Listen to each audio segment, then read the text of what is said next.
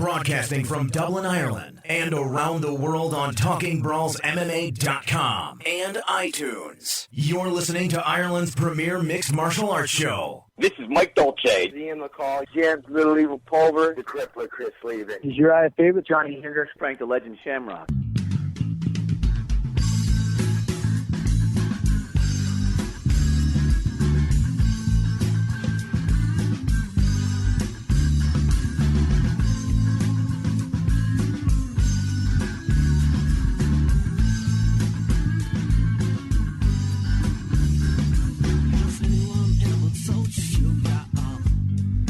Buffer, your voice of the UFC Octagon. And now, we are live. Back in your headsets for the first time in 2016.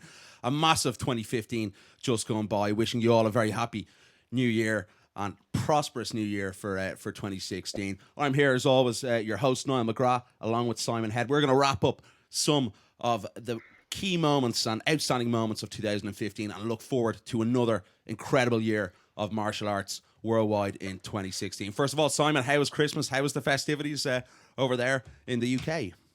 It was manic. Hi to everybody listening, by the way. Christmas was mad. My half of the family, very small. Just me, my mum, and my dad. My wife's half of the family, different story. It's like Swiss Family Robinson, if anyone remembers that story. When I first met the parents all those years ago, Swiss Family Robinson, if anyone remembers that story. It's crazy. Yeah. You're still there? Oh, sorry. Yeah, I thought there was a bit of a noise disruption there. But yeah, Simon. That was just me talking.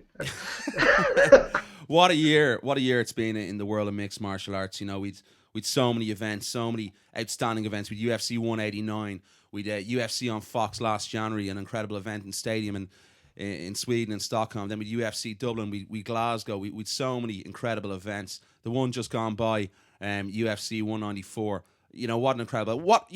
What is the standout moment? We're going to be talking about our standout moments now in a minute, and then we're going to kick on and look forward to, obviously, 2016. You know, we're going to go right through the divisions and see where we think the standout moments and what's going to happen in those prospective divisions. But what for you was the real standout and key moment in 2015?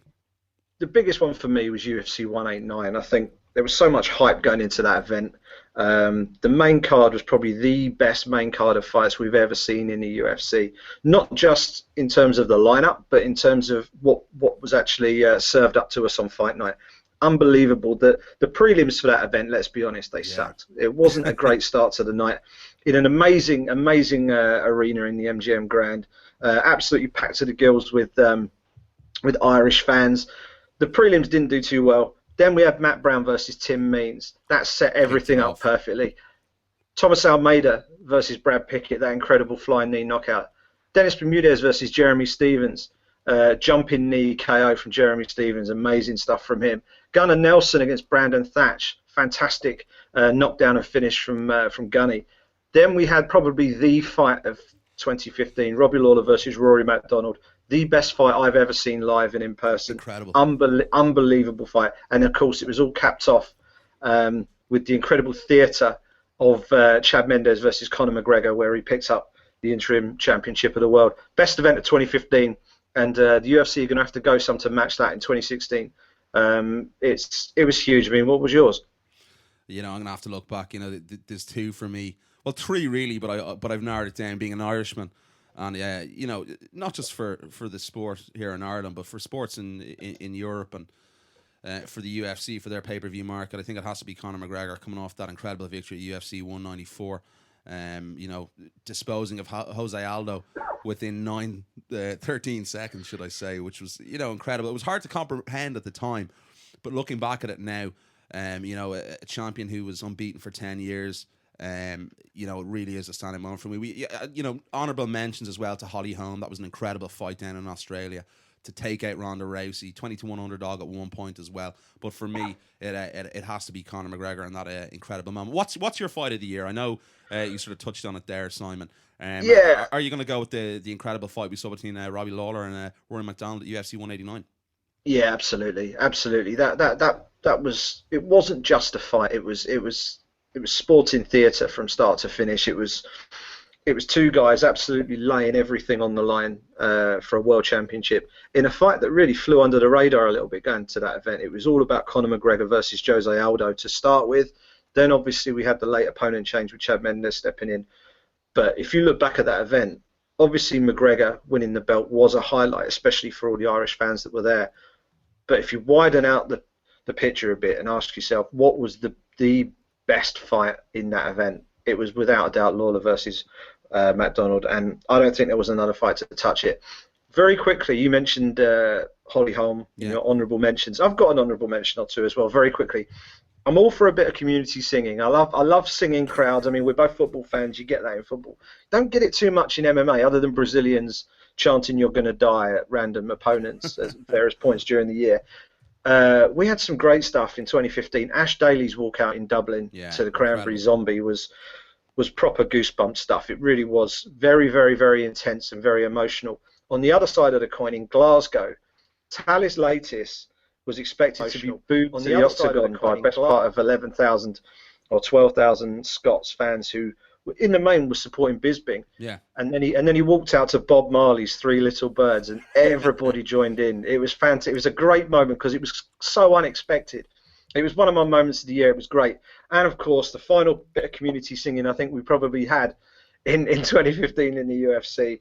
And you mentioned Holly Holm earlier. Her Q&A incredible was something special where that Irish fan got up and started singing "You're Just Too Good to Be True," and I think it was about 9,000 fans were in the arena for that, and they all joined in, and it was funny. I was sat about 6 rows from the front, and I was just looking at Holly Holm, and she just didn't know what to do with herself at that point. It was just, it was fantastic, and I love stuff like that. Little bits of unexpected joy. It's always good, especially in such a tough, rough sport as MMA. It was an incredible year, and a fight I just want to touch on before we move on to 2016. Obviously, 2016 just kicked off with an absolute barn burner of a fight, and I think we mentioned that going in on our picks that we do for MMAJunkie.com. It was a very early contender for fight of the year.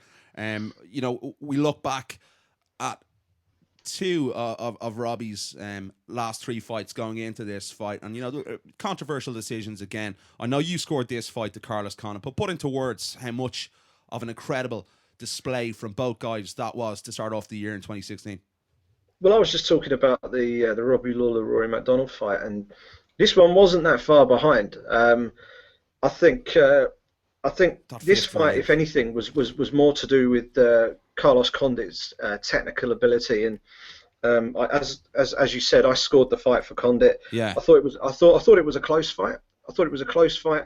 But I thought Condit certainly did enough to win 3 of those 5 rounds. Obviously, it's been a topic of much conversation since, and I think most people agree it hinges on that 3rd round, which was close, but a lot of people are, and given that I scored it for Condit in support of Robbie Lawler, you can't just throw strike stats in and say that's therefore a robbery. Yeah. Because it's about effective striking. That's the terminology.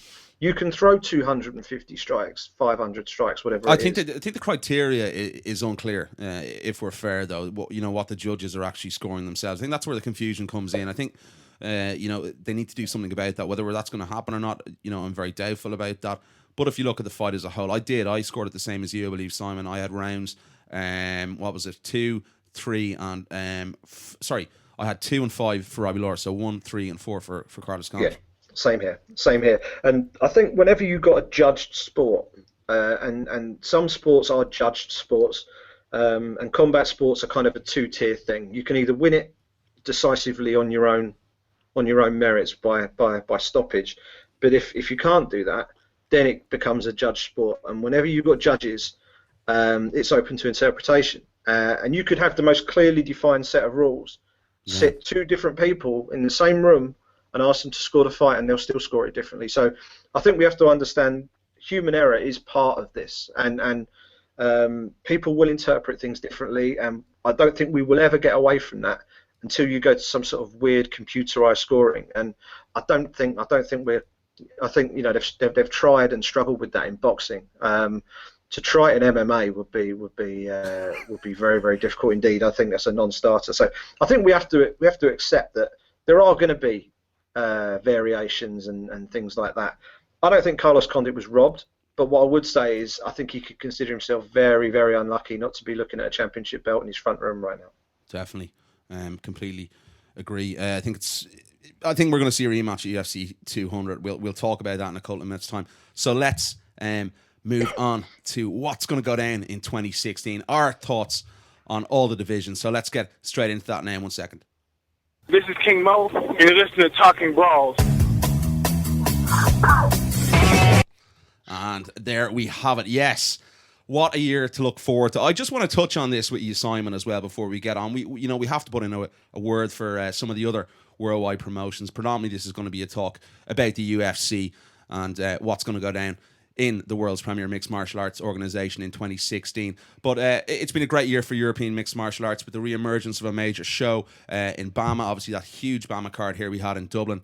I think it was last, was it October or July? I can't even remember. There's been so many fights this year. But that was an incredible way for the local guys to get back on these big shows, televised live big events that are broadcast on big channels here in Europe. Also the likes of Bellator with Scott Coker. They've done incredible things this year. And we saw Rising there on New Year's Eve, which is obviously a co-production with Bellator and Mixed Martial Arts. Cage Warrior is going to come back this year. Just a word for how important it is for these promotions and to be around for the fighters, to get that platform before they kick on to the UFC.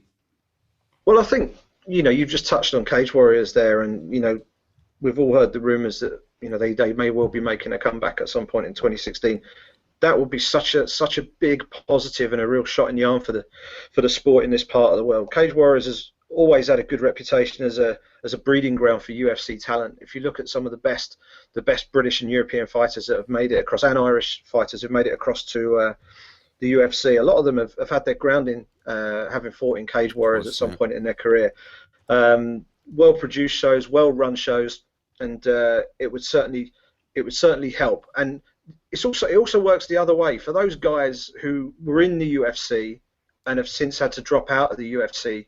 Rather than disappear and struggle to get themselves back in, to drop back into a promotion like Cage Warriors or BAMA and basically sort of get their footing back again and come again and have another run.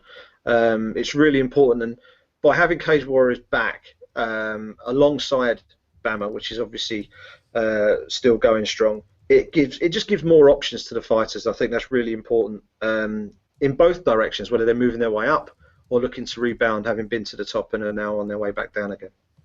Yeah, here. Hopefully Cage Warriors makes a comeback as well. That would be awesome to see. I believe Paul Redmond has already signed up now for UFC featherweight, should I say, in Paul Redmond, but that's his natural fighting weight. It is 155. Okay, let's kick on to 2016. What a year it's going to be. First of all, we're going to go through the divisions. The flyweight division, we have DJ, a guy who's dominated the division. The only real challenge left in 2016, I believe, is from Henry Cejudo. If he gets that next title shot, it's looking very much that way. Is there anyone else we can see challenging in this division, or is going to be a factor in a case that DJ is going to have to ultimately make that move up to the bantamweight division if he's to beat Henry Cejudo?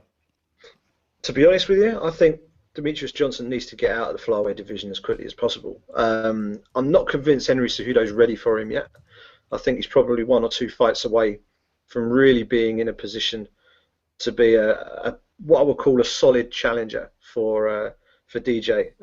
He's such a talented fighter. The difference between him and the rest of the pack is just so big that really, I think, in terms of challenges for his career, I think he really needs to be moving up. One guy who I would mention as a potential challenger, maybe by the end of 2016, if he continues his development, is Lewis Smolka. Yeah. Brilliant prospect, very level head on his shoulders as well.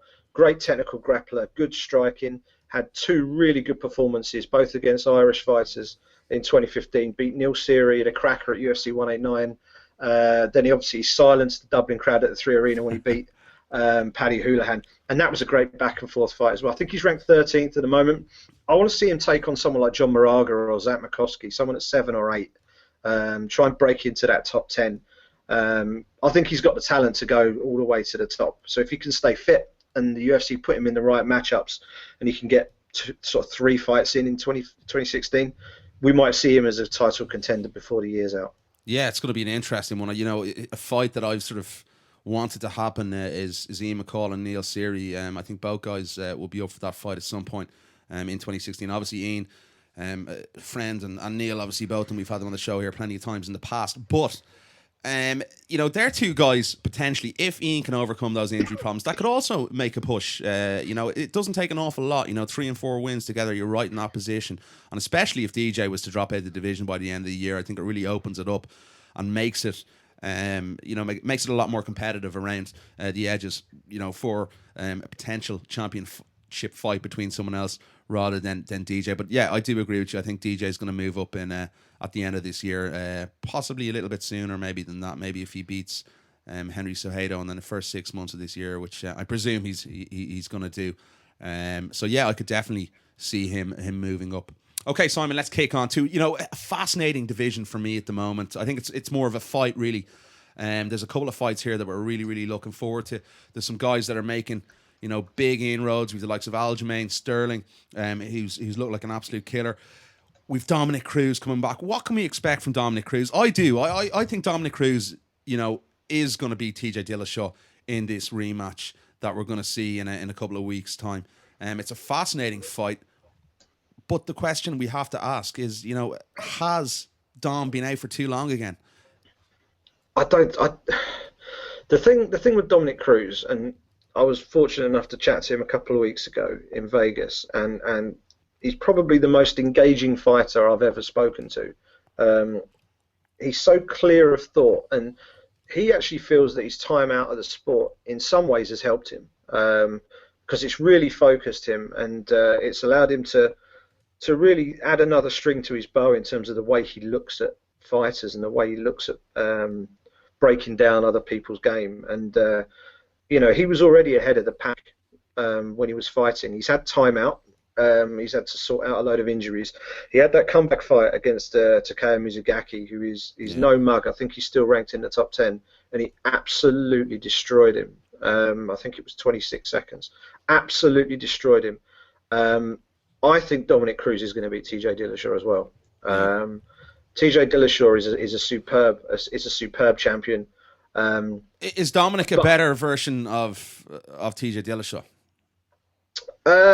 I wouldn't say it that way around. I would say Dillashaw is not quite as good a version of Dominic Cruz as Dominic Cruz is. That's probably a better way of saying it, because Cruz was there first, and he really set the tone for that bantamweight division. Did I say that the wrong way around there? Did I? Yeah. My apologies. And I think, you know, he's a champion who's never lost his belt actually in the octagon, and we'll be talking about another one. Johnny Bones Jones in that frame a bit later on in the show. But Dominic Cruz, for me, I think technically, mentally, I think he's right there in the pound for pound list. The only issue is inactivity. Yeah. You know, is it going to cause him any problems? It's a 5-round fight, which actually could benefit him in so much as, you know, he could lose a round or two finding his feet and shaking off some of that ring rust, and still have enough rounds left to win the fight. If it was a 3-round fight, you really need to hit the ground running from round one. In a 5-round fight, you can maybe get away with sort of chucking the first round away and coming back. I think it's going to be a fantastic fight. It's one for the purists. This one, two real top class stylists who are going to be going at it. It's going to be a close fight, but I think Dominic's going to have just about have enough to get the job done. I don't think TJ has fought guys on the level of Dominic Cruz in the past, and Dominic's a very hard guy to actually hit in the division. He's always been a guy who's been very elusive on his feet, so I think that's going to be the big difference in this fight. But you know, another fight, you know, in this division, you know, we've heard all the shit talk between Dominic and TJ. We've heard between Conor and Uriah and The Ultimate Fighter, and then ultimately TJ left Team Alpha Male. We're going to see that fight in 2016. We are going to see at some point TJ Dillashaw against Uriah Faber, regardless of what happens in a couple of weeks' time in Boston. Yeah, I think so. And I know people aren't as enthusiastic about The Ultimate Fighter as they were. And I also know that Uriah Faber has just coached on The Ultimate Fighter, so this is almost certainly not going to happen.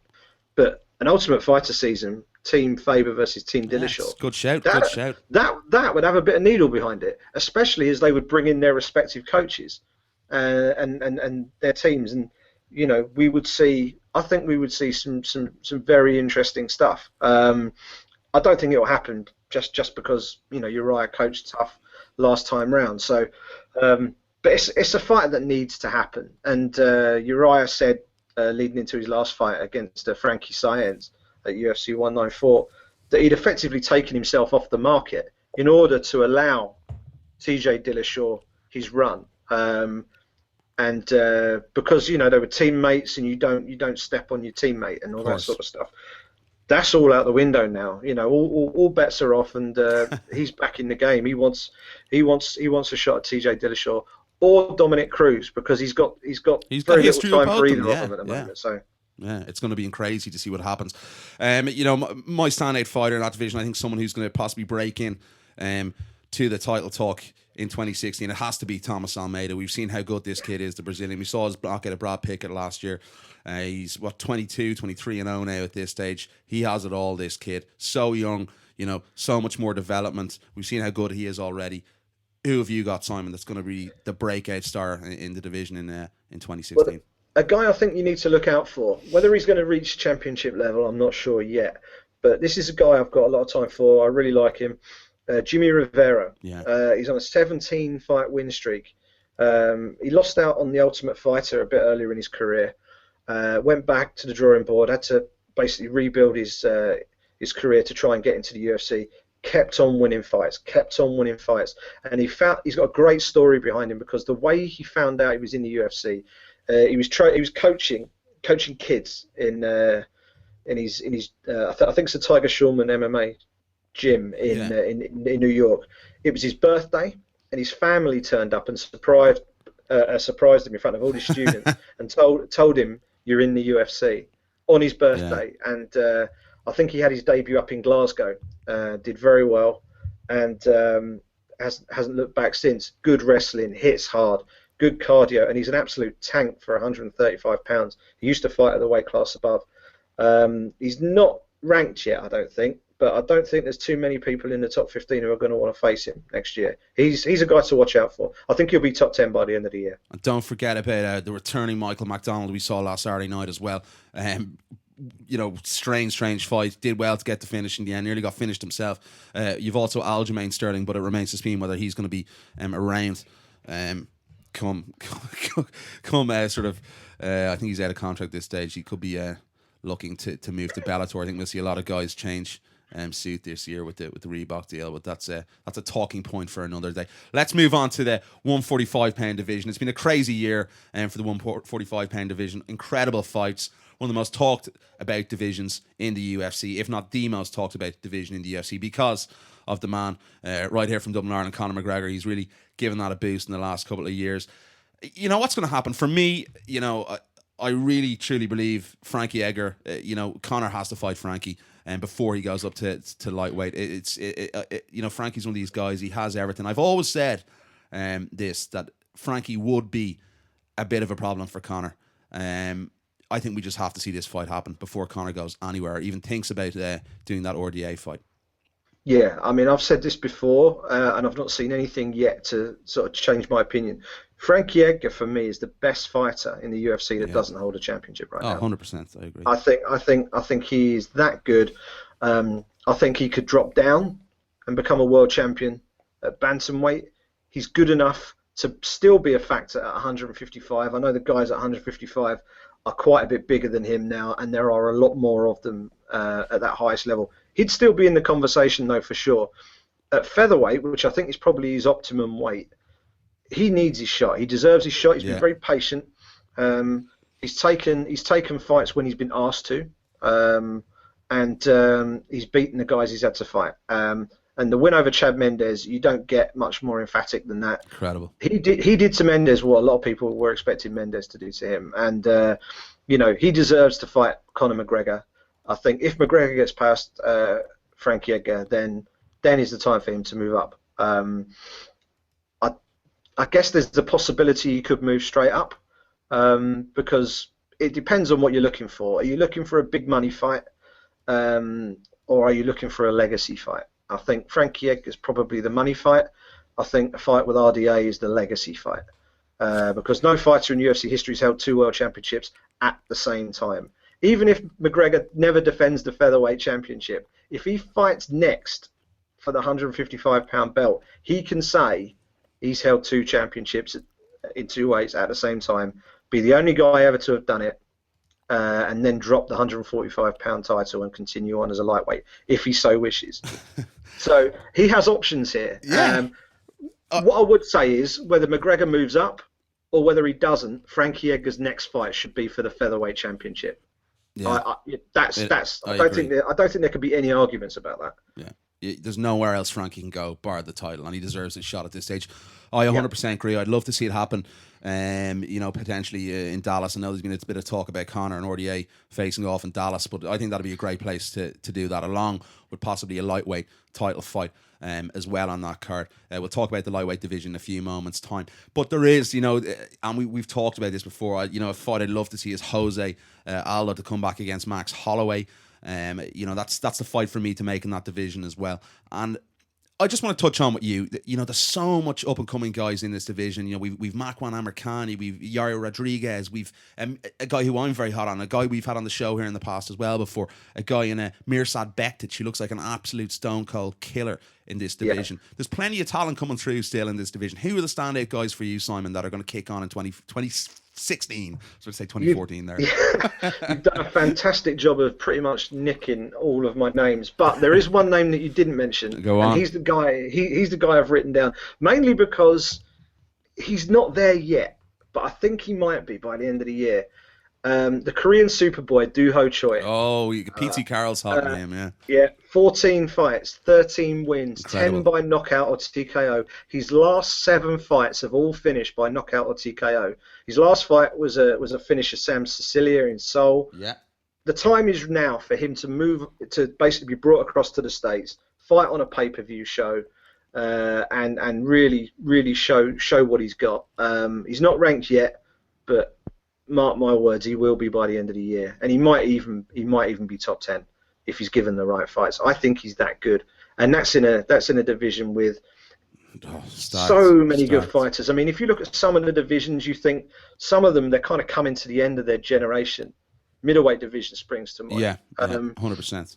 You look at the featherweight division, we've got 6, 7, 8 guys there, led by Max Holloway, who they're probably still going to be in there, and they're all going to be fighting each other for the next 4, 5, 6 years. And I think that division is going to be the division to watch in the next few years, starting right now in 2016. Yeah, I think it's a potential to equal that lightweight division, the way the lightweight division is at the moment. That's a good segue to kick on into the lightweight division. An incredible division, my favorite division in mixed martial arts. You've you have the top 8 to 10 guys in the division are potential champions. I don't think anyone would be surprised if the top 6 or 7, 8 guys, as I just said there, would be world champion. We've Rafael dos Anjos.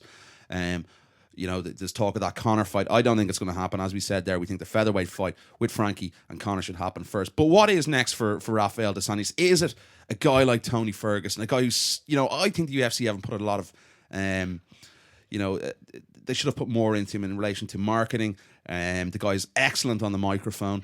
He talks a good game. He backs his game up, as we saw against Edson Barbosa yet again. What a fight that was. What a fight. That was my favourite fight nearly of that 194 weekend, along with Luke Rockholds and Chris Weidman. But what are the UFC going to do in the lightweight division? Is it Conor's call? Is it Lorenzo and Dana's? What's going to happen? What fight are we going to see? Are we going to see that Conor fight, or is it going to be RDA versus Tony Ferguson, or the winner of Pettis versus Alvarez? It's pretty bloody well stacked there at the moment. What's your thoughts on what's going to pan out in 2016 in this division? There's so many options. There's so many permutations with this one. I think the first thing to look at is, are they going to run with some sort of theme at UFC 200? I know people have been speculating that it might end up being a card full of rematches. And if it is, they might look to make RDA versus the winner of Pettis v Alvarez, Yeah. thinking it might be Pettis later in the year. So that might not be next. I think RDA is probably lined up for, given when he's just fought, we're talking April, May time, I would guess. Looking down the rankings and looking where everybody is, you got Nurmagomedov is coming back from an injury. He's probably not going to be ready. Ferguson's probably the next guy, and if you're doing it purely on rankings, which is always a dangerous thing to do because the rankings are completely don't arbitrary. forget Mr. Diaz. Yeah, The shit talk alone does it. I don't know. I think Diaz needs one more. Yeah, no, I agree as well. Yeah, I think he needs, but I think he only needs one more. I think he's probably one win away from being there. I think really, if Rafael dos Anjos isn't going to fight Conor McGregor next, then I think it has to be the winner of Pettis Alvarez. But if you're looking for a slight outsider bet, Tony Ferguson would be a very good one. Actually, RDA versus Tony Ferguson on Fox sounds like a good fit to me. Both very entertaining, all action fighters.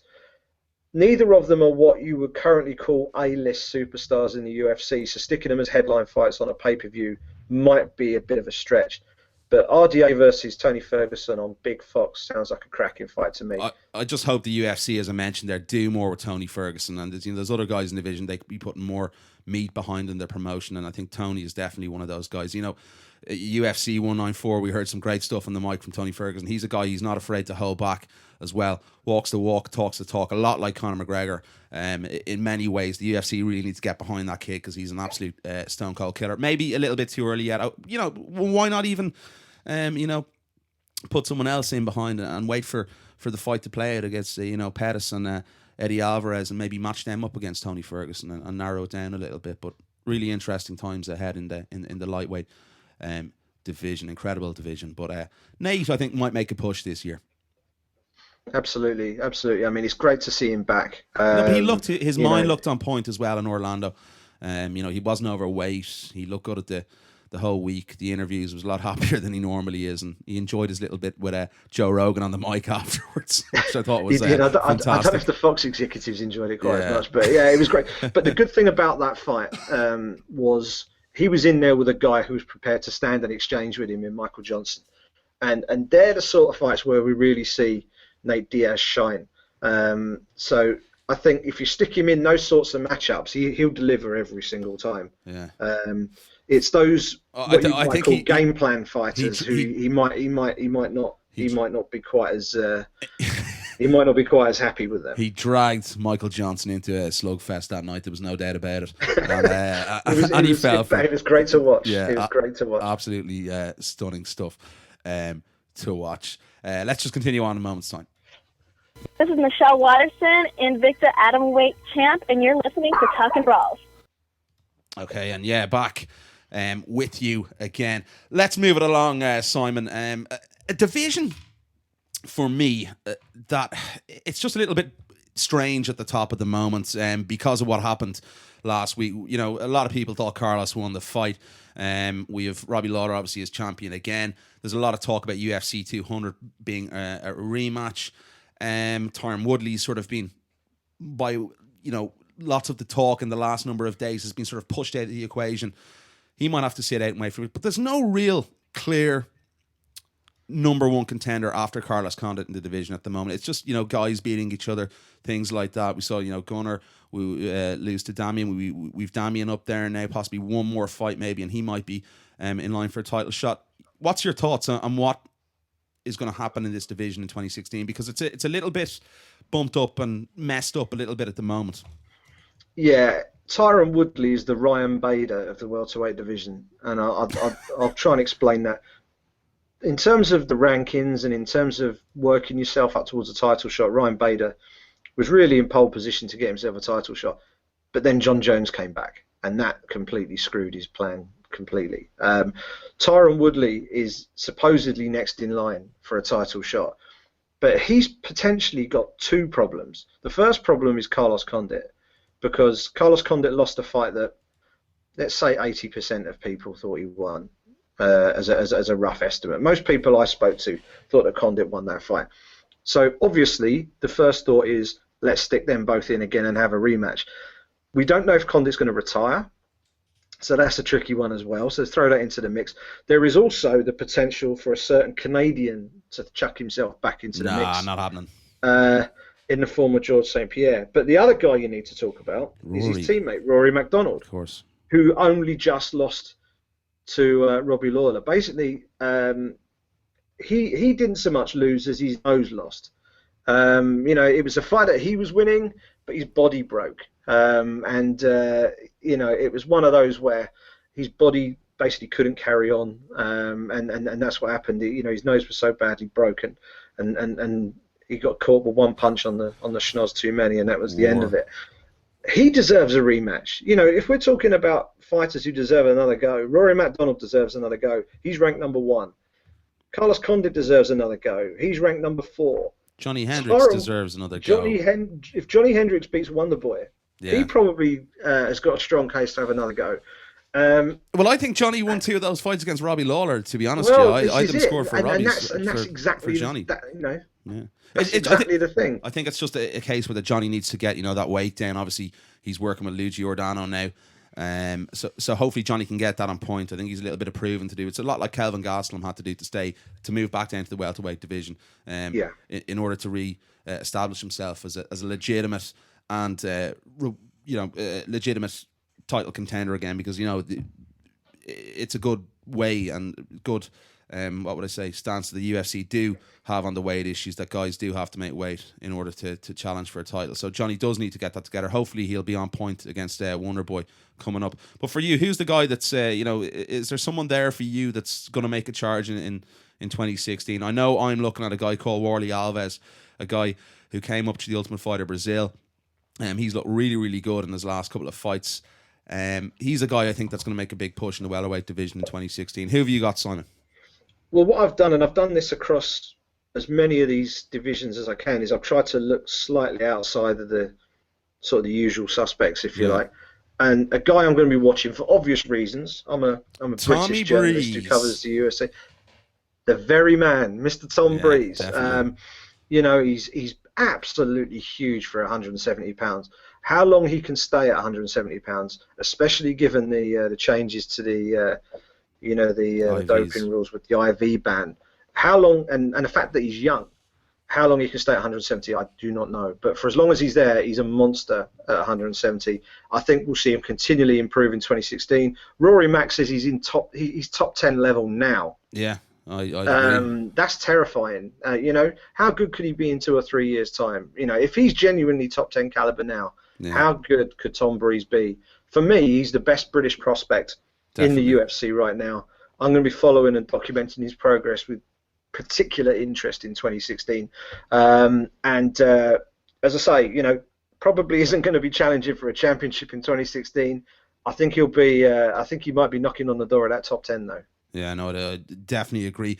A guy who's an absolute monster for that weight class. I think it was Tom had got nearly up to 200 pounds. I think it was 29 pounds extra, up to 199 after the weigh-in, which was just incredible from 170 on fight night against Carl Pendred, a guy who's just an absolute beast. So it's going to be interesting to see what he does in 2016. I'd agree with you, Simon, there. I think he's one definitely to watch out for. And, as I mentioned, Warley Alves from TUF Brazil a few years ago. He's definitely one on the rise also. Okay, let's move on to the UFC middleweight division. We had Luke Rockhold coming off that spectacular performance and win over Chris Weidman at UFC 194. The obvious one that stands out now here is Romero. We've got to see Luke Rockhold and Romero after Romero's victory over Jacare at UFC 194 as well. That's the obvious fight to make for the early, probably the first portion of 2016 in the middleweight division. It is. It's not a fight that Luke Rockhold wants, and I kind of understand why. Would you like to step in the octagon with him? Say that? No, I wouldn't. But I think it's interesting because Rockhold was giving Chris Weidman a little bit of stick going into their championship fight, saying that Weidman had been fighting washed-up Brazilian fighters, and then as soon as Rockhold won the title, who's he calling out? Vitor Belfort. That's it. So you know, is a little bit of hypocrisy there, but I do completely understand where he's coming from. He's got an axe to grind with Vitor, and I think that's a fight that probably does need to happen at some point. But you know, you've got to respect the guy who, you know, who's earned the #1 contendership. And Yoel Romero beat Jacare Souza on the same night as Luke Rockhold defeated Chris Weidman. So they're both on the same time scale. I don't think either of them are too banged up after their respective fights. Let's keep this gravy train running. You know, Yoel Romero against Luke Rockhold. I think it's the natural fight to make. Yeah, and I think Weidman versus Jacare makes a lot of sense as well. Yeah, to see who gets the next spot in the queue. 100% agree. Is there someone you can see kicking on? There's a guy I like, and I've been pretty hot on him since his move from welterweight up to 185. Was Robert Whittaker. He's a kid that really has really good stand up. He's improved on the other aspects of his game quite significantly. Looks much more comfortable at the weight. We've seen him on a tear. His last 3 or 4 outings. Since coming from welterweight. He's a kid that I'm watching out for in 2016. I think he might be able to push into that top 5 or 6. I'm not sure whether he's going to be able to defeat the likes of the names we've mentioned just there, but I think he's one to watch out for in 2016. As you mentioned earlier on as well, Simon, you know, it's an aging division as well, so I think that the transition to get from 15 up to sort of 5, 6 is a lot more reasonable than in a lot of other divisions. Absolutely, and you know, as I said earlier, you know, I tried to look a little bit outside the box, and I've picked a young unranked guy who you might have heard of. He's not featuring in the middleweight rankings. His name's Anderson Silva, and you know, I don't know if he's ever going to challenge for the world championship again. But I do think we're going to be talking about him quite a lot in 2016. He fights Michael Bisping in February in London in a fight that the fans over here are going to be absolutely amped for. It's a fight that probably should have happened about 3 years ago with the UFC World Championship on the line. If you look at the fights that Michael Bisping lost, and the way that those fighters might have been fueled at the time, he may be a bit aggrieved that he didn't get his title shot while Silva was champion. So I think the story of Anderson Silva is going to be an interesting one. I think he's winding down his career. He's going to be looking for big fights, and I've got a crackpot theory about Anderson Silva that I will share with you later in the show when we talk about our theory for next year, also for later this year. But I'll come back to you on Anderson Silva a bit later in the show. Definitely, yeah. I think it's going to be fascinating to see what happens between Michael Bisping and Anderson Silva. The shit talk has already started as well, as we heard at the UFC conference call a couple of weeks ago. Michael, probably right in what he said. I'd agree with a lot of what Mr. Bisping said. So it's going to be really hyped up in a few weeks' time. Not too far away now. We're only 2 months away from that fight. And the way Christmas has gone the last few months, it'll feel like 2 weeks. Okay, let's move on. Kicking off the light heavyweight division. A division, you know, I think, which is, again, it's a little bit like the middleweight division, but we've seen a few guys sort of emerge, obviously with John Jones being out for the last 12 or so months. That rematch we know is going to happen, John Jones versus Daniel Cormier, probably later in the year. I think Daniel's going to take a bit of time off for the first half of the year. So probably we could be looking at UFC 200 potentially if the UFC gets to MSG in Madison Square Garden, New York. That gets cleared. New York gets sanctioned and overturned and becomes legal there. We might see that fight there, which would be the obvious one. John Jones being a guy from the state of New York, be a great fight to kick off the theory or the legacy that's going to be left behind in Madison Square Garden in years to come from mixed martial arts. That's what we hope and we all strive to see. Simon, we look at this division. John Jones beats Daniel Cormier in this rematch. There's not a lot else for John Jones to do in the division. He's literally beaten everyone. I do fancy John Jones to beat Daniel Cormier in the rematch. I do see John potentially going up to heavyweight by the end of the year. I think we both touched on it earlier off air. What happens in this division in 2016? Here's what happens. First, Here's what happens. I like those definitive statements. That's it. I almost sounded like I knew what I was talking about there. Here's what I think happens, because I think John Jones does whatever he wants in this division. I think he is the only story at 205 pounds. Everyone's going to dance to his tune this year. His plan is a very, very simple one, and he's laid it out already. He did a great long form interview, sort of walk and talk thing with Ariel Helwani of MMA Fighting. Really, really, really good interview, and he laid out his plan there. It's a simple one: beat Daniel Cormier, get back the belt that he never lost, give Anthony Rumble Johnson the shot that he was supposed to have before he had all his legal trouble, then beat him, then move up and challenge for UFC Heavyweight Championship. That's his 2016. That's 3 fights. If I have no reason to suspect that won't happen. He's going to finish the year on top. The big question is going to be, which division is he going to be on top of? Will it be light heavyweight, or will he be the UFC heavyweight champion by the end of 2016? Are we going to have a big year for Swedish mixed martial arts as well, if that does happen towards the rear of the year? You know, a guy I thought potentially could have got that decision over DC and in Alexander Gustafsson. This could be a big year for Alex as well to finally get that title around his waist if John does go up. Does Daniel Cormier stay around the light heavyweight division? Does he go back up to heavyweight like from his days in Strikeforce? That could be another potential thing as well. That might very well happen because he's a lot more comfortable at the weight. It would. I think the idea of chasing John Jones up to heavyweight would appeal to Daniel Cormier. Yeah, chase him till the and end. what it also does from a team perspective.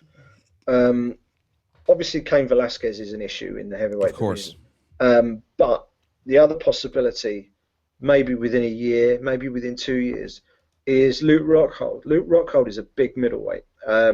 He might fancy his chances moving up to light heavy at some point. And I don't think he'll do that until DC either retires or moves up himself. So I think it's going to be, there's potential for movement there. As for Alexander Gustafsson, I think, he's done pretty much everything he could possibly do to try and win the championship at 205 pounds, and has just felt like that narrow smidgen short of actually doing it. Great fight with Daniel Cormier, great fight with John Jones, and he's unfortunately for him, he's the bridesmaid at 205 pounds. He beat John Jones. So it's. I thought Jones won that fight. But it was a close fight. Hopefully we'll see him back in there again in 2016. I certainly think if Jones moves up in the middle part of the year, the door will be open for him. So I suspect he might have to fight someone like Glover Teixeira in the meantime. Yeah. And if he beats Glover Teixeira, then that puts him firmly in the picture again. Do we see anyone coming through in the division? I don't really see a lot of change in the top 10 of this division this year. I think it's going to be a lot like what sort of went on last year, a lot of chopping and changing between the same names in the top 10, 15. Yeah, you look at that light heavyweight division and you think who isn't at their peak at the moment, who could potentially move up, and you have to look down towards the bottom of the top 15 at people like Corey Anderson, and with all the will in the world, I don't think Corey Anderson is going to elevate himself to the level of Alexander Gustafsson. I think he's still got some improvement to come. He's still young in the UFC, and he's developing his career and doing a good job of it. I think his successes are going to be a bit further down the line than that. I think it's pretty much going to be as you were at 205 pounds. It'll be the usual suspects up there jockeying for position, but the guy calling the tune will be John Jones for sure. I 100% agree with you there, Simon. Okay, let's kick it on and move on to the UFC heavyweight division. It's been sort of a strange year. It's been the resurgence of the old guard in the heavyweight division with the likes of Andrei Arlovsky, Alistair Overeem, Ben Rothwell, the older sort of guys making a comeback, really, we should say, up into that upper echelon of the division. We've a big fight obviously coming up quite soon in Verdum versus Cain Part 2, which is going to be an absolute fantastic matchup. Not at altitude, so Cain can't really use that excuse. So we expect to see Cain a full bill of health. We've seen Alistair Overeem in recent weeks. We've seen how good a knockout that was against JDS. in Orlando. A fantastic left hook to floor JDS and put himself very much relevant in the division. We saw Stipe Miocic, a guy who's probably next in line for a title shot, who I would expect to sit out and wait till Verdum versus Kane Part 2 is over. We've Ben Rothwell fighting in a couple of weeks' time too. Simon, interesting times in the heavyweight division. I think it's great that we've seen the resurgence of these old guys to really sort of beef up the competition in the division. You know, we have this fight coming up, probably Stipe next. I think he's been more or less guaranteed a title shot next. Alistair Overeem and Ben Rothwell, you know, what's going to happen? Who's going to be the man that really pushes forward in his division to challenge after Stipe Miocic? Well, I think as it stands at the moment, Alistair Overeem is sitting in a pretty good position. I think he's in a contract renegotiation position at the moment. He's currently ranked at number 2 or number 3 in the world. And he's the sort of guy who I don't think would be too concerned about jumping ship if the deal was right for him. If the money was so there. I think the onus will be with the UFC to really keep him on board. That might even see him jump the queue and jump in front of Stipe and get that rematch with Fabricio Verdum, who he has beaten previously in his career. So it's a really interesting one from a political standpoint within the UFC. This is a guy who, you know, he's a talented fighter. People like watching him fight. He's a popular guy. And he's got quite a strong bargaining position right now. So it'd be very interesting to see what happens with him. In terms of his ability, I think he's never looked better in the UFC. I think he's probably at the best stage of his career in terms of his UFC career. He's reinvented his game a little bit up there, training out of Jackson Winklejohn in Albuquerque, and he looks good. Stipe deserves the next shot. No arguments 100%. about that. But the Reem could be next. If Fabricio Verdum can get past Cain Velasquez and Stipe, you can bet Overeem will be there, champion at the bit. He'll fancy his chances for sure. I think that's an interesting one further down the line. He's probably going to have to fight a Ben Rothwell in a rematch or someone like that to maintain that position, because I don't think he can sit it out for that long and wait. I think effectively he's going to have to wait for 2 title defenses before he gets his shot. So I think it's a long wait for him. I think we could see a lot of chopping and change in this division in 2016 as well.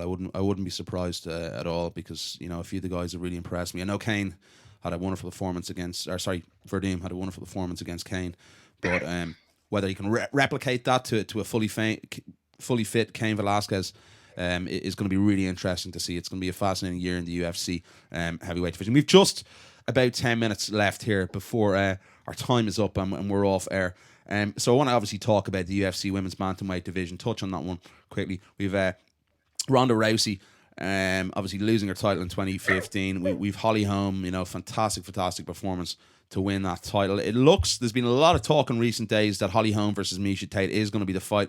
I think Ronda is potentially going to sit out for a little bit longer than expected, or maybe take a fight against someone else. But it's been mentioned and hollowed around about Holm versus Tate. Is that the fight it's the fight I know we wanted to see, Simon, and we might have got our wish with that one?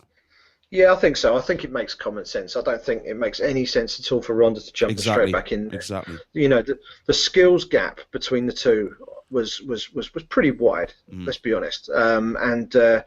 You know, I don't think one training camp is going to be enough to fix those deficiencies. So I think Ronda not only needs to take time out, I think she also needs to take another fight. My opinion, yeah, I agree. I think she should fight Juliana Pena. Yeah. I think that is a fight that is of relevance. I think it's a sellable fight from both athletes' standpoint. I think it's one that the fans can get behind. There is a little bit of needle there. Is she the one to make a potential push in 2016, Juliana Pena? Juliana Pena, I don't know. I think this is the year we're going to find out. Because I think she's of that group that are just below the title challengers. I think she's right in there. I think she needs to get a marquee victory under her belt, and I think Kat Zingano. Kat Zingano is sort of the one that we haven't seen her in a while, and I still honestly think that she might be the next most dangerous person in the division. I think she had a terrible off night against Ronda. Yeah. And basically gave the fight away. She did the opposite of what Holly Holm did. She played completely in to Ronda's hands that night, got emotionally invested in the fight, got hyped up, lost her game plan, lost her head, got caught. Love to see that rematch again in 2016. Okay, let's kick on to the UFC Women's Strawweight division. We've Joanna Jędrzejczyk versus Claudia Gadelha, the rematch, which is going to happen for the UFC Strawweight title at some point this year. Joanna has a lot of hand injuries. She broke her hand after that last fight against Valerie Letourneau. So it's going to be interesting to see the timeline of that. I'd imagine 3-4 months sometime around then, maybe somewhere like Dallas or something like that Joanna and Claudia might do a co-main event spot, I would imagine, sometime in about March or April. Claudia Gadelha either winning the first fight, 2-1 against Joanna. I know Joanna's come on a lot since then. How do you look at that fight, Simon? It's an interesting one. It's an intriguing fight, but I'm sure you're going to go with the little Polish assassin to win that. I am. First thing, Joanna won that first fight. No problem at all. And I'm also not surprised that she's got damaged hands, because she spent best part of 5 rounds repeatedly smacking them against the face of probably the hardest woman in that division, in Valerie Letourneau. She really does deserve so much credit for the way she stuck in there. And she actually had some successes in that fight as well. So I can't see anyone beating Joanna Jędrzejczyk as it stands at the moment. I'm interested to see who the next wave of challenges might be. Rose Namajunas, Michelle Waterson, are they the names we're looking at? Michelle Waterson would be my pick. She's probably a tad undersized at strawweight. That's the only concern I've got. But she's probably the most talented martial artist, or one of the most talented. She's the fastest martial in the division artist in the division, and she's quick. She's very quick. That's the thing.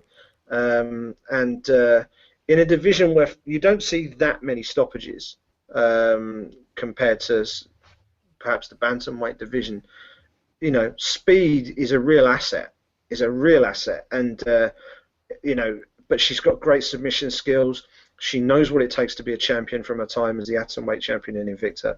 And she's got a UFC debut out of the way. When she beat Angela Magana, she's got any of those octagon nerves or any of that out of the way. And I think she's the one. She's the one moving up in 115 pound division. 100% agree. I do think it's Michelle Waterson who's going to kick on in the division this year. It's the final part of the show. I hope that wrecked everyone's ears, by the way, just there. That's production, by the way. Well done. I'm impressed with that. Outstanding prediction. What is your one moment in 2016 before we get out of something? We have about 2.5 minutes left. What is going to happen in 2016? Are we going to see CM Punk? Are we going to see MSG? John Jones move to heavyweight? All those things going to happen. What is your standout prediction for 2016? Note down the date. July 23rd, 2016. That is the killer date, because that's the day that Chael Sonnen's drugs ban finishes and he will be free to compete in mixed martial arts again. He says he's not coming back, but I don't believe him.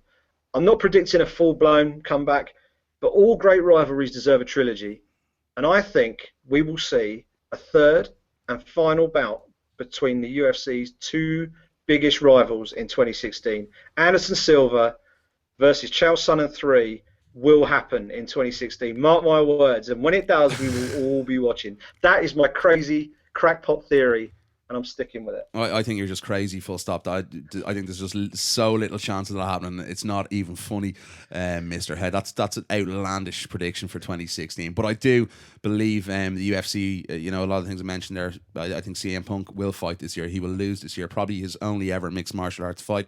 There's so many things to go on. Hopefully MSG happens. I do think John Jones is going to be in the heavyweight division by the end of 2016. And again, as I said this time last year, and I believe it was how many title changes? 10 title changes and 7 new champions we had in the UFC last year. I think this year, again, could be another where we're going to see maybe not as much, but I'm looking at 3 or 4 potential title changes this year. I think it's going to be another year where we're not going to see the division solidified down, because there's so many killers in so many of those divisions. I think we could be on a little bit of an up and down, and a lot of rematches, as we've already mentioned, that are going to take place this year. We've just a minute left here, Simon. Just one for you. Where can the guys find your work, obviously? Yeah, you can find my work on the Sun website, thesun.co.uk/UFC. You can read me every Monday in the Sun newspaper. And you can follow all my musings and shameless plugs on Twitter at Simon Head. And you can also listen to Simon on the TalkingBrawlsMMA.com podcast, where we will. Of course. We've actually. I was going through with Jerry, and we have a lot of stuff coming up in the next few weeks. So the show's going to be really, really stacked in the next number of weeks when we get back on. We've obviously been delayed for a little while. Have a little problems with the host, and I've some stuff outside of the world of mixed martial arts that I need to concentrate on for the next week. But we'll be definitely back next week with Court McGee. Is going to be one of our guests, and that Stephen Thompson interview is up on YouTube. So do subscribe on TuneIn Radio, iTunes, all over the place. That's much appreciated, and to the YouTube channel. So you can catch me on Twitter as well, at Niall McGrath 4 and at Talking Brawls, and you can get our stuff on TalkingBrawlsMMA.com. Simon Head, it's been an absolute pleasure as always. Good stuff, man. Enjoyed it. Take care. Thanks for listening, guys. Good luck and good night.